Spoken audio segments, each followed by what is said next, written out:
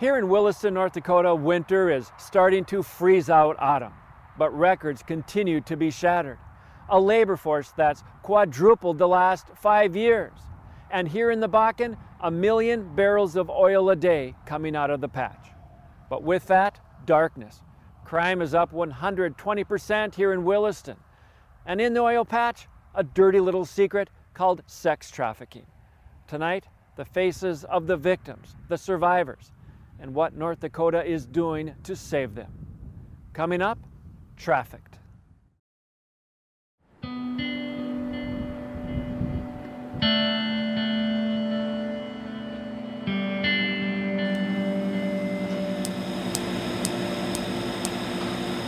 Isn't life a process? It is.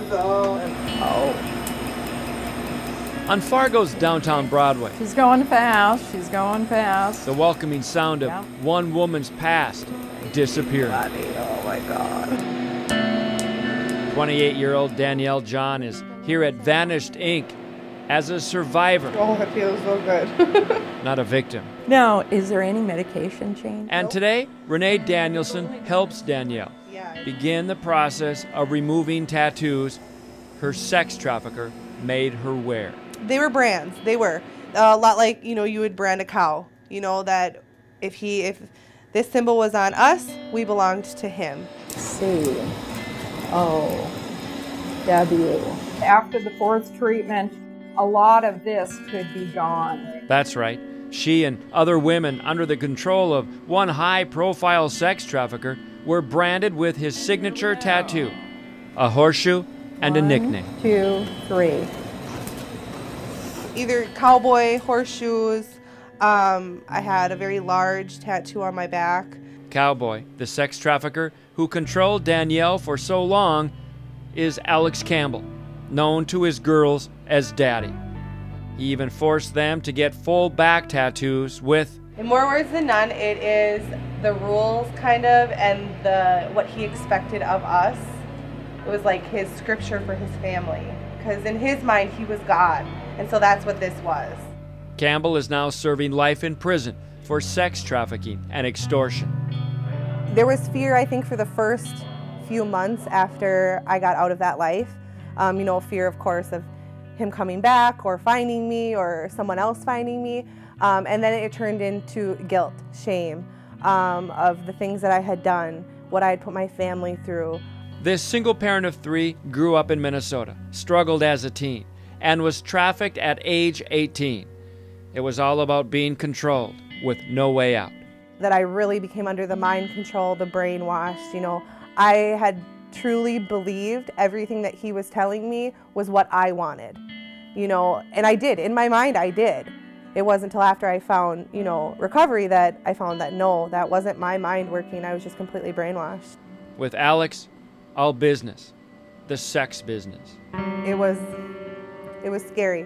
Life was very busy. There was little time to sleep, little time to eat, little time for fun things. It was always hustle, hustle, hustle. I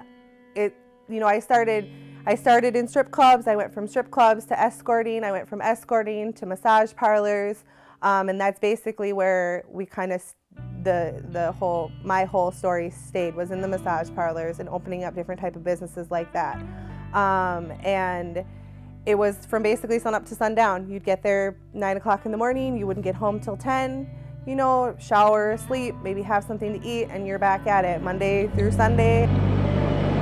And with Cowboy, always the fear, always. I was very scared. It was instilled upon me that if I left, I would be killed. I would be found, I would be killed. There was no leaving. I was in for life. No, I just want to see how it's raising and how it's doing.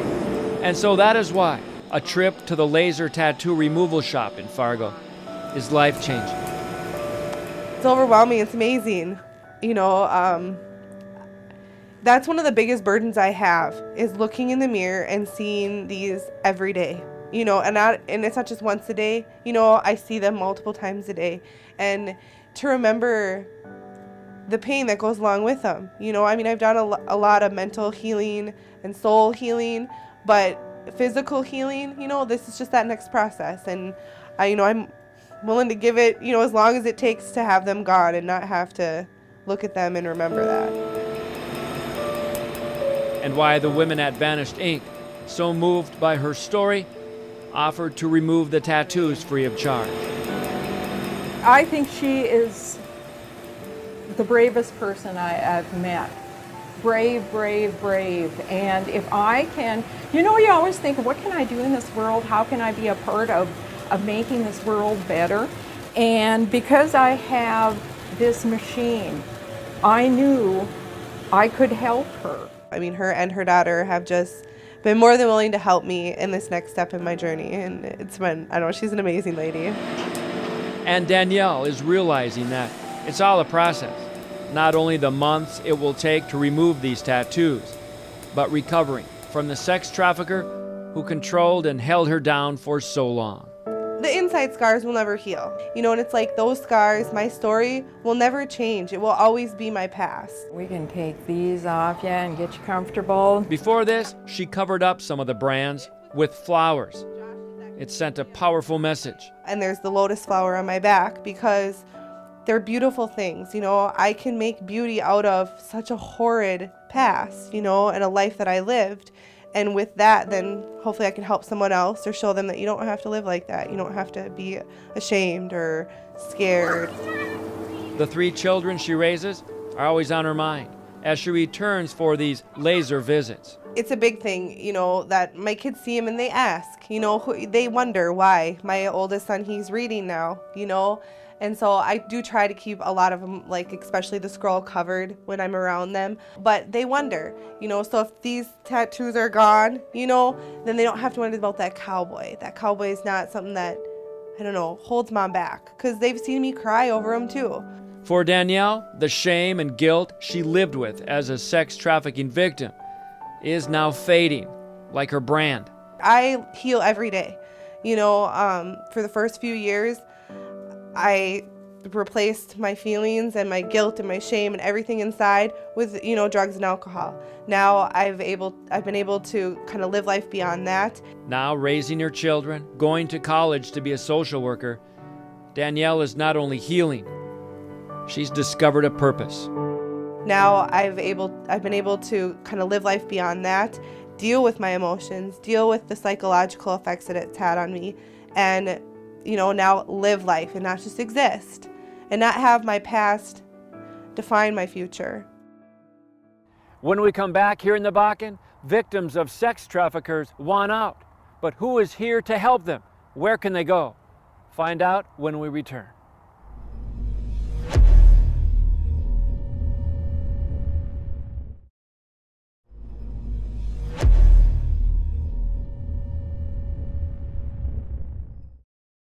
And so it is a balancing act. The Bakken with an exploding population, the state of North Dakota with a bulging treasury, and now federal, state, and local authorities vowing to declare war on sex trafficking.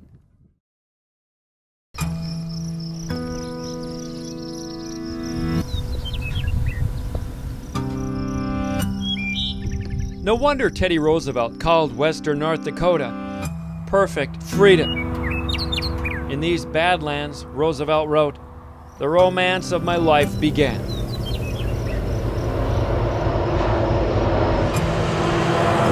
Today in Western North Dakota, a changing landscape. Oil rigs, echoing their sometimes lonely, strained tune, now dot the Dakotas, this once sacred space of the West. And where the prairies meet the hills, there are reminders times have changed. And when days turn into nights at sunset, Roosevelt's quiet, quaint West has turned wild. With the influx of workers, thousands of them from around the world, the Bakken oil patch has witnessed a population and black gold boom, a housing shortage, a traffic nightmare, and piles of money waiting to be spent. From downtown Williston's Main Street bars to its alleys, strip clubs, motels, where traffickers were told buy up an entire floor for the night. Some call it a human trafficking epidemic. They've been controlled and manipulated and coerced and lied to and fully bought into the false reality of their situation. Oftentimes they don't even realize that they're a victim of anything. Wendy Lazenko is the face behind For Her North Dakota, a nonprofit group that is empowering women who find themselves trapped in the vicious cycle of sex trafficking. They've been made to believe it's their choice that they're involved in prostitution. She'll sometimes meet girls at all hours of the night to help them escape the trade. One recent story of a survivor here makes this worth it for Lazenko. You know, I had one girl here who I asked her, what do you really want to do? She said, I want to go back to high school. She was like 1 credit short and left 6 months early. And I said, what if I can get you back in high school and you can get your diploma? She was absolutely floored that that would still be possible for her. She's back in high school, getting her diploma, and now looking at college. What's that make you feel? That's gotta make you feel like a mom. Like a mom, like a victor, like, you know, like there's victory. Lazenko, in just 1 year, has arrived in North Dakota, formed a nonprofit, worked with federal agents, and has traveled the upper Midwest to share her story and about her efforts to empower women. Women being trafficked here in the Bakken, day and night. And so it's operating the same as it would in a big city through Backpage.com, a lot of internet activity. But there are hotels that are operating as brothels. The strip clubs there are definitely contributing to the trafficking. Lazenko knows she's a survivor. And so I experienced my first incident of being trafficked at 13 years old. Pimped out as a teenager, trapped in the world of trafficking, she now runs For Her, and it is a risk. Yeah, I've actually not been warned, but people who know, like law enforcement, say you're aware that these people are present here, aren't you, and involved in trafficking, and be careful. When we come back to the oil patch here in Williston, battling sex trafficking, who and how are they trying to stop it? When we return.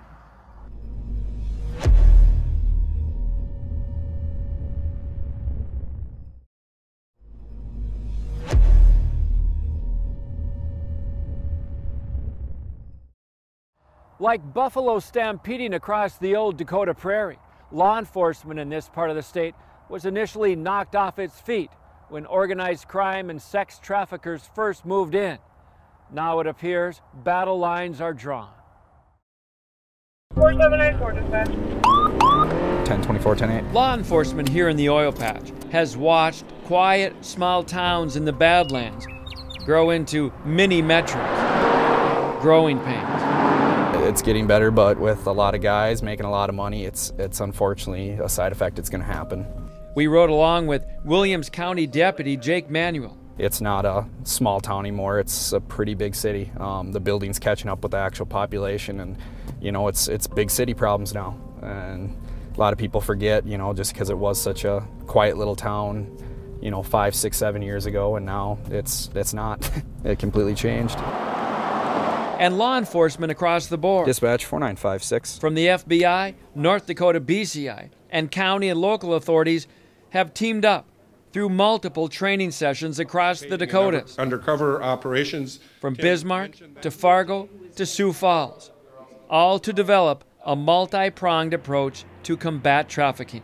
The prevention, the prosecution, the aftercare for victims. I say prosecution, prosecution, prosecution. And victims advocates are learning that as they go, shelters for domestic abuse survivors may not be a fit for sex trafficking victims. If a woman's being trafficked or prostituted, the offender, if he feels like he's lost control of that, like he's lost someone that has been providing a really high level of service and giving him a lot of income, he may pose a higher level threat to our crisis centers, our shelters. So we've had to really work with law enforcement more consistently to say, you know, there are situations. But it's been a challenge for us because most often we, if victims want to get up and leave, our shelter will allow them to do that. But when you've got a federal or a state prosecution going on, you know, we are kind of stuck in the middle with providing services for someone, but also they may be a witness in a case. The result is this: more than a dozen men from the oil patch charged with trafficking women for sex recently Investigators combing through websites, setting up detailed stings in motels to catch the men behind the supply, used to meet the demand. In 48 hours in Dickinson, North Dakota, there were 11 dudes who thought the best way to spend the weekend was to go online and try and arrange commercial sex with a 14-year-old girl. I have been U.S. Attorney now 4.5 years. That was one of the most shocking, sort of sobering moments for me, to have identified that level of demand for commercial human trafficking of minor victims in Dickinson, North Dakota. Now we're seeing a systematic trafficking, not just, pimping out the runaway, but a systematic connected with what we believe is organized crime. U.S. Senator Heidi Heitkamp of North Dakota has been at the forefront of the battle now waged, focusing on more than the crackdown, pushing for the aftercare. It takes a unique strategy in aftercare. For our standpoint, from prosecution standpoint, it's critically important that we deal appropriately with the victim, because the only way you're going to get a prosecution is if the victim is forthcoming and willing to provide and submit that testimony. And soon the oil patch may see even more undercover federal and state agents and tougher state laws that will make it easier to prosecute the bad guys with huge amounts of cash and always heavily armed, instead of those women caught in the web. Legislation that will change our statute, that will say that if you are a victim of human trafficking and you are being coerced or forced or threatened into participating in the trade, you're not a criminal, you're a victim. And some of that protection will come for the young Native American women on North Dakota's reservation, with a chunk of the Bakken oil rigs on reservation land. The men, the money, have come to the once sleepy, sacred land. Safe houses and shelters are going up, along with the oil pumps. We're all learning about human trafficking now and how to deal with the new epidemic that we've had. We were never used to that. We didn't even really know what it was until it hit us in the face one day. And then we've had to be in crisis mode to learn how to serve our victims as well. Lazenko's For Her and Fargo-based groups like One Force United and Voice for the Captives are all about compassion, not persecution. I was just trying to find a purpose in my life, and never in a million years did I think I would be fighting sex trafficking. I wasn't a victim of this.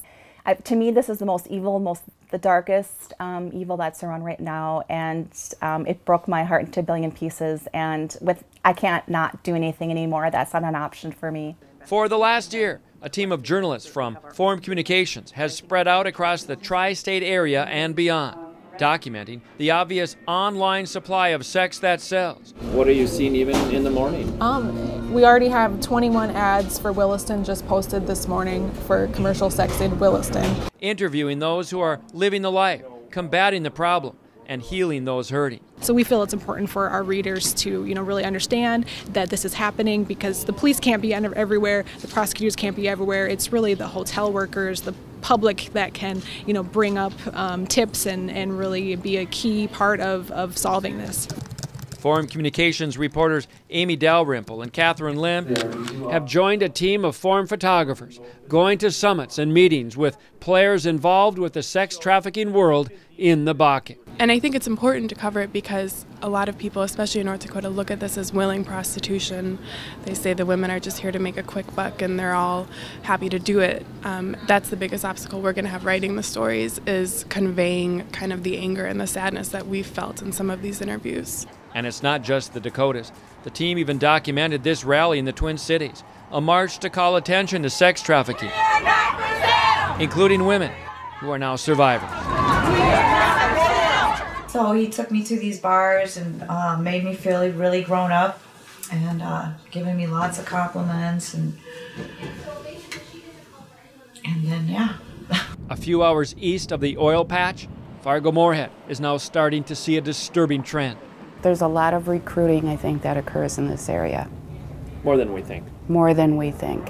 Recruited by traffickers from the outside who hope to make it big out west. It's a direct line from Minneapolis, and they get here, and then they can be centrally located in Fargo, and then offshoot out west in North Dakota and go work for a week or whatever, and then come back here.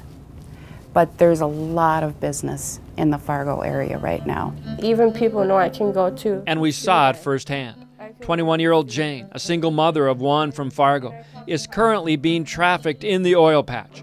She had just returned from a weekend there when we spoke. I've made $500 for half an hour and got a hotel room and everything, so. And another friend of yours?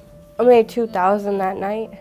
It's easy. You can just walk into like a bar, Walmart. They're waiting everywhere. They're just waiting because it's easy money. And when your mind's used to, your mind changes and you start thinking it's okay, you know, because of the money. And you can legitimize it. Yeah, your mind can rationalize why it's okay. And the risks for Jane and others being trafficked? I was thinking if something went wrong, you know, how am I going to get out of it? Because we hear there's only like 5 cops in the whole town. Yeah. So there's a high crime rate out there. So I was thinking about if something went the wrong way, how am I going to get myself out of here? Her trafficker, Willie Navy of Minneapolis, now in jail on trafficking charges in Clay County. The threats against Jane, real. I ran into one right this weekend, and on Sunday he was gonna beat me up over $80. I'm like, really, over? And this money, you see so much money. When you think $80 or $100, it's like that's nothing. That's like $100 is nothing. So I'm looking at the dude over $80, and he was gonna beat my ass over $80, and he's already beaten other girls' ass. And he's a fan. And he told me if I called the cops, he was gonna kill me. The dude had a gun. You know, they're loaded guns too. When we come back, now what? North Dakota trying to find that balance, celebrating success here in the Bakken, while not forgetting those victims left behind, victims of sex trafficking.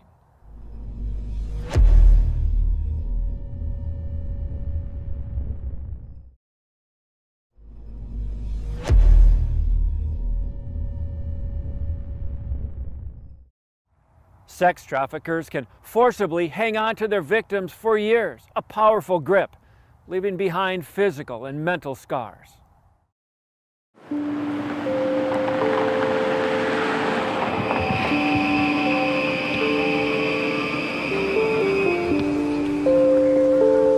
A trafficker first recruited 45-year-old Jennifer Gaines of Minnesota when she was just 14. So this whole recruiting process, that's the process where they're introducing you to prostitution. So when I say within 48 hours I was recruited, that means I met him and that process started. Do you get that? Yeah. Okay. Yeah. So, I mean, that process might have been 5 months, but it was a process where he started all that brainwashing, all that, you know, just planting a lot of seeds. She can tell you stories of North Dakota's Bakken during the first boom years ago. Then now. I had a few sugar daddies that I could call, you know, in North Dakota. Oh, just sugar daddy city. Lots of lonely farmers with all this money. She's worked the oil patch. This prostitution makes you crazy. Watched as small, cozy, quiet towns exploded before her eyes. Since that oil boom happened, like it used to be really nice farmers and stuff, you know, maybe a couple weirdos, you know, or goofies, but they were nice. These oil people are idiots and obnoxious. And as a victim of sex trafficking and now a survivor, she watched as organized crime moved in and changed the face of Western North Dakota. I had finally got to a place where I was just really empty and broken, and I felt all used up, you know. Okay, now we're almost done with the cowboys. But for the survivors, it's all about the healing. You met Danielle earlier in our documentary. She continues to make strides. It's amazing. It's beyond what I could ever picture my life being. I was so broken for so long and so scared and alone. I felt alone. Now it's about her family. Her 3 kids are safe, secure. She calls it amazing. it shows that there is hope beyond this too. You know, you don't have to live in your past. You know, the big thing that I've had to tell myself is my past can't dictate my future. You know, it is my past. It's made me the person I am today, and I can move on and try to grow from that and do bigger and better things. Can we do it in like 4 sections? The guilt, the shame, it's like her tattoos. They're disappearing. I'm enjoying life. I think I'm living life for once. You know, whereas before I was just existing. And her trafficker, Alex Campbell, now in federal prison for life. I pray that he can find some sort of peace in the horrible things that he's done. You know, I pray that on his judgment day, you know, that God can forgive him if he's truly sorry for the sins that he's done. There's one hope. But I am so glad and so thankful and so blessed and everything else that he cannot hurt another human being. You know, whether it's male, female, animal, it doesn't matter. He can never hurt another person again. It is evening in the oil patch. Roosevelt's Badlands, a place he called fantastic and grimly picturesque. Will not sleep tonight.